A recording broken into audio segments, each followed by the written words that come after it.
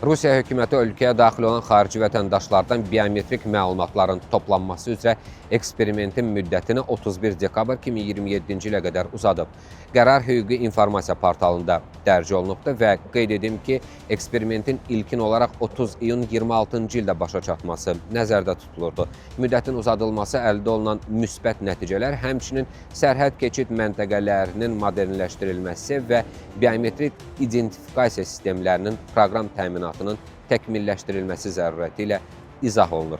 Eksperiment 1 dekabr 2024-cü ildə başlanıb və ilkin mərhələdə Moskva və Moskva vilayətindəki beynəlxalq hava limanları, eləcə də Orenburq vilayətində yerləşən Maştakova avtomobil keçid məntəqəsi daxil olmaqla bir sıra sərhəd keçid məntəqələrində tətbiq edilirdi. 30 iyun 2025-ci ildən etibarən əlavə mərhələ tətbiq olunubdur və bu mərhələ çərçivəsində vizasız qaydada ölkəyə daxil olmaq istəyən şəxslər səfərin məqsədi barədə əvvəlcədən elektron bildiriş təqdim etməli və biometrik məlumatlarını verməlidirlər.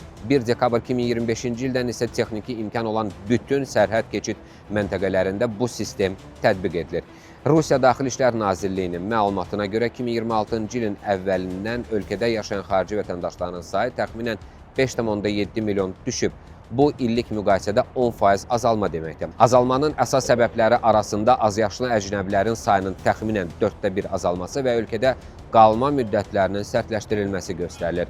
Belə ki, 1 yanvar 2025-ci ildən etibarən vizasız rejimlə Rusiyaya daxil olan xarici vətəndaşların ölkədə qalma müddəti bir təqvim il ərzində 90 gündən artıq ola bilməz.